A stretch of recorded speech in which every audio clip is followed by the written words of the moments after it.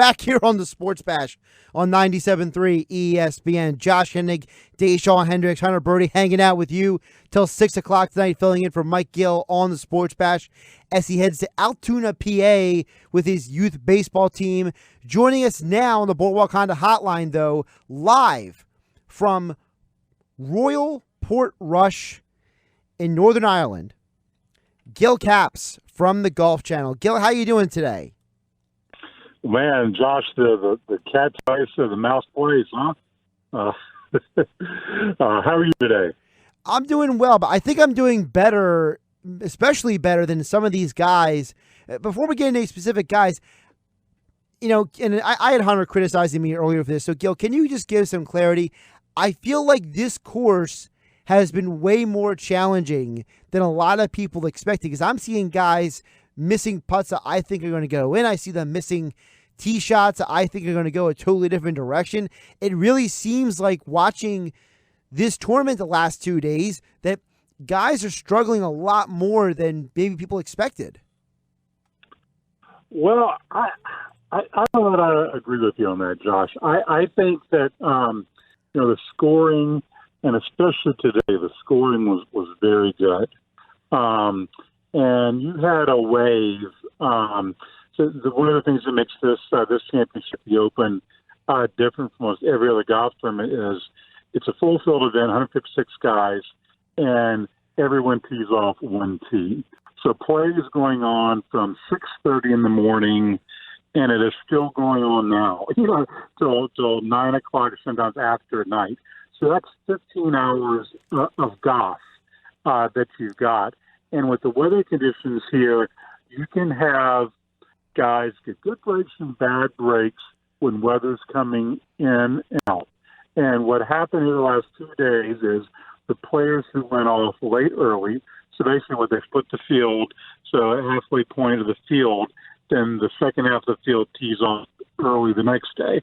So the guys who teed off late yesterday and early today got a huge break because the conditions were much better. And the scoring average from that wave late early is probably in the end going to be about 2 shots lower than the scoring average from the guys who went out early yesterday and late today.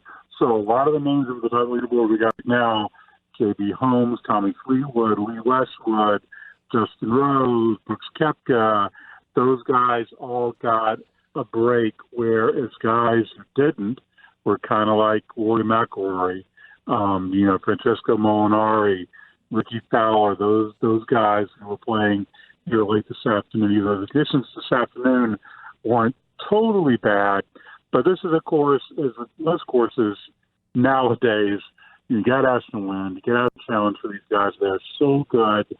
And I think if we get a little more wind on the weekend, you will see a real test and a challenge, Josh. There's a place that nobody had, a lot of players, most of the players have never seen, and a place that really, once they came here and saw it, has jumped right to the top of a lot of people's favorite golf courses. And I'm kind of in that boat. I think it jumps right up to, to me, a top 5 golf course in the world kind of place, Royal Portrush. Gil Capps from the Golf Channel joining us here on the Boardwalk Honda hotline on 97.3 ESPN. So let's talk about some of those guys at the top of the leaderboard. You got J.B. Holmes at -8, Shane Lowry at -8, and then you got Tommy Fleetwood and Lee Westwood both at -7. Do any of those 4 guys, is anything about their game the last 2 days surprised you? Or is there anything about how they're playing that seems like that maybe like a switch was hit for them? Because I'm seeing some of the shots that JB is hitting, and it just feels like he's in a special groove, and it's really impressive to see Lee Westwood just work this course the way he has.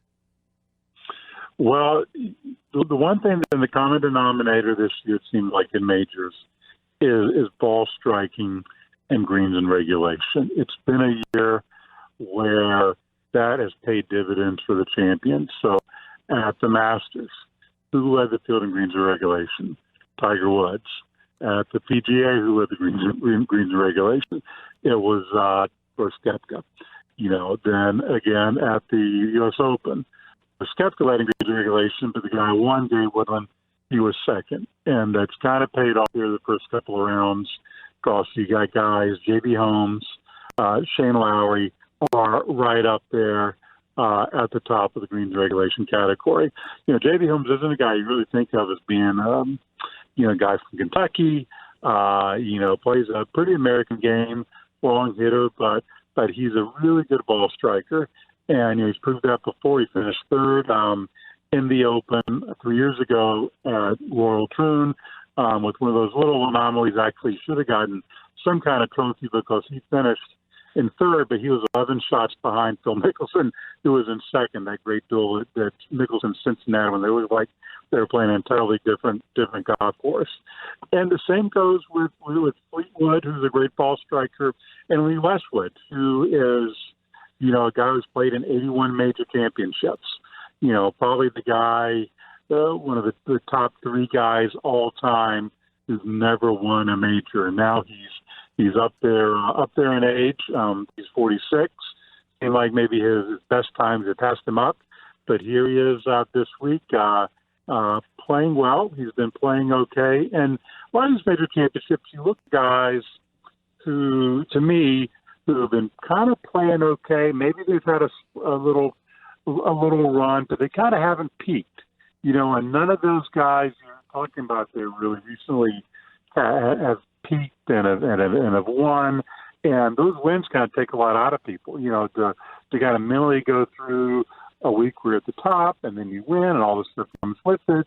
And so I think all those guys you mentioned, I'm not surprised they're at the top, and I wouldn't be surprised if they're still kind of around Sunday afternoon. I'll go ahead and jump forward, and maybe one of the other questions you're going to ask, but I mentioned Brooks Koepka.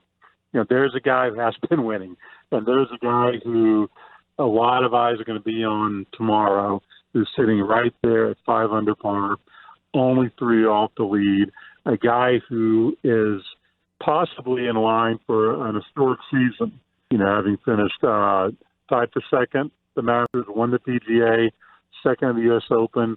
No one in the history of the game of golf, has finished top 2 or even top 4 in all 4 majors, professional majors, in a single year. And Brooks Koepka has shown he can do it on the weekend. Has shown that he really, even on this leaderboard and even kind of being where he is, he's the guy everybody's looking at right there to see what he's going to do. And possibly you think to yourself, well, as long as I finish ahead of Brooks Koepka on the leaderboard, and I got a really good chance of winning this championship. You mentioned about Koepka and the year he's having. I was watching the Golf Channel this morning, and you guys had the graphic showing all the majors each decade. And you mentioned Koepka, 4 majors this decade. Rory McIlroy, 4 majors this decade. It seems like Brooks is really ascending while Rory is really, I don't want to say he's descending, but it seems like he's really hit a rut. And I don't think it's just this course. I don't think it's just this event. And Gil, you can tell me even better than maybe my eyes can tell me. It feels like that Brooks really is on the rise and Rory has just kind of hit a wall. It's hard to Rory. First of all, thank you for singling out one of our graphics. So, but Rory is, that's the frustration. He is, everybody likes him, and he's a great guy. He's a great talent. I mean, it's easy to look at his game and look at him and say that he is more talented than Brooks Koepka. That's, and I don't think, obviously, Brooks Koepka would have an issue with that and people in his camp. You just look at ability and things they have done and can done on the golf course. It's hard to pinpoint sometimes Rory and his focus, and I think that's where it's different now with Brooks. He is in this zone and this focus and this mental strength, confidence and belief that it's really the key to good golf. It's what made Bobby Jones so great. It's made Jack Nicklaus so great. It's what made Tiger Woods so great. it's at 6 inches between the ears. And that is the difference. And when you look at Rory, look at how he came out yesterday. He made 8 on the very first hole, and then the very last hole yesterday, he made a 7. That's plus 7 to par on 2 holes. On 2 holes. The rest of the holes, the other 34 holes he played the last 2 days, he's 5 under par. All it takes is those kind of 2 lapses he had, and you can't have those and win major championships. And as Rory's proved, looks like he's going to prove here. Today I haven't seen the latest leaderboard in the last 10 minutes, but it looks like it's going to even cost making the cut. And that's something that Rory's going to be really disappointed in. Obviously, being back here in his home country on a course that he's played quite a bit growing up and had some success on, and all the fans here. I mean, the spectators here and the buzz and people, everybody pulling for Rory. I would think this is probably one of the few places in majors I've ever been where the fan favorite and the buzz wasn't Tiger Woods. It was Rory McIlroy this week. And so he'll be disappointed. So a lot of golf to play this year. Rory's had a good year winning the Players and winning in Canada. But I think this will leave a bitter disappointment in his mouth with his performance this week. Yeah, right now, what I'm seeing right now is the projected cut is +1 and Rory's +2. So talk about missing it by the skin of your teeth there. So. Yeah, and once again, golf's a funny game, and they're fine lines. And if that cut stands, that's going to be a 2-day total of 143 as the cut, and that's going to match the lowest cut number in Open history. So a lot of good scores. But Josh, there, we a lot of times, right? We'll talk with you and with Mike, and it's Thursday or Friday, and we're talking about guys. And it's Monday and we talk, and it's like we're talking about a completely different event. We're halfway through, and a lot can change. And especially once again, like I said, with the weather the next 2 days, it's hard to believe some of the forecast here. But today in the afternoon, it's supposed to be worse. It was supposed to be stormy and showers passing through and wind pick up, and it didn't. So you never kind of know what you're going to get. It can give you an example today. I was in the tower and got in the golf cart. I wanted to go back down to the media center, and nowhere did it look like it was going to rain. Get to the media center 10 minutes later, come back out, and it's raining. So it's one of those places, temperamental places on the very north coast of Northern Ireland, right hard by the Atlantic.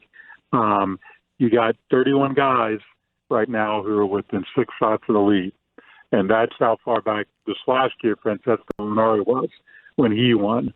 A lot of guys still in it. Guys like Dustin Johnson, Justin Rose, big name players. So we can see a complete switch up there on the leaderboard tomorrow and by the end of Sunday. But I still think this is a place where you cannot take it around. It's ball striking. You can't be off the fairway. You got to hit fairways. You got to hit greens on research greens, which are different than a lot of links golf courses. And the guy in the end, I think, who wins is going to be the guy that's the best this week in tee to green. Gil Cash from the Golf Channel join us at the Boardwalk Honda Hotline on 97.3 ESPN. Gil, before I let you go, is there a guy or a couple of guys that are not among the top 4? Right now you got J.B. Holmes, Shane Lowry, Tommy Fleetwood, Lee Westwood, but the group of guys after them, is there a guy or two that's not named Koepka that you're looking at and saying, I'm really curious to see how this guy does in the final 2 rounds? I know the guy for me that I'm looking at is the guy you mentioned, Justin Rose, because I think that this is a guy who has a lot of great talent. I feel like if he gets on a roll, he can really ascend. Is there a guy for you or 2 guys over the final 2 rounds that you're looking at and say, watch out for this guy? Well, one of the good things is that being the weekend here when we're on NBC starting at 7:00 Eastern is we get to see a lot of golf and get to see a lot of guys go off before the leaders. And one of those guys who isn't too far back, but but I think I'll just be interested to see how he plays. Is Jordan Spieth, because he's had his struggles. Had putting struggles, kind of worked back into his long game, but he's kind of shown glimpses. He had a very good PGA championship, and he seems to do really well at places where you kind of have to think your way around. And this is kind of one of those places I think you really have to kind of think about what you're doing and stay engaged. And he had a really hot run during his second round today for a little while, cooled off at the end. But he's one of those guys, I think, when he tees off tomorrow morning, that put a little star behind, just to kind of see what kind of start he gets off to. With you've kind of got yourself in position, and you've made it through the first two days, and you made the cut, and you're sitting there, and you're only a couple shots off the lead. Anything can happen if he can play two good rounds. He's already won one of these. That's one thing. Let's say with some of these guys, as we look at the weekend, the guys who've won major championships and have been very successful, Josh, they're playing with house money. They've been in that situation. They've done it. Nobody. If Jordan Spieth doesn't win this weekend, nobody's going to go back and take away one of the other three majors he won. He's always got those.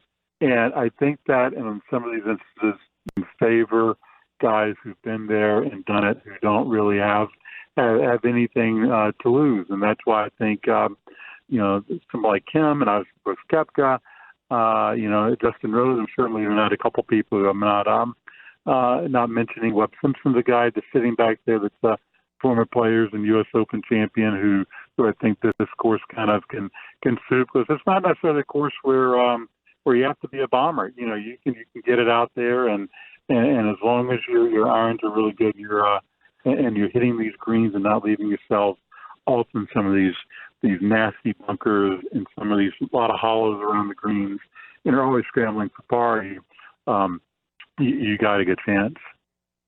Well, we'll be watching this weekend, and it's going to be interesting with the weather and the environment. I know it's late out there, Gil. I appreciate you jumping on here on the Sports Bash, as you always do on 97.3 ESPN. I know myself, Pete Thompson, a lot of us, Harry Mays in the midday, we've all been watching, we've all been talking about it on the Golf Channel, on NBC, and we appreciate the coverage and you joining us on the Boardwalk Honda Hotline today.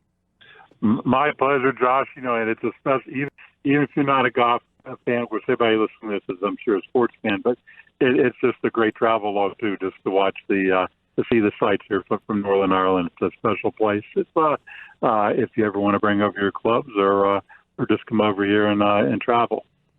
Have a great weekend, Gil. Thanks, Josh. You too.